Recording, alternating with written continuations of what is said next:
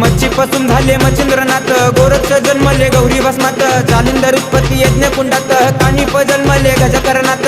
अलख निरंजन नवनाथाय नमः, अलख निरंजन नवनाथाय नमः, अलख निरंजन नवनाथाय नमः, अलख निरंजन नवनाथाय नमः।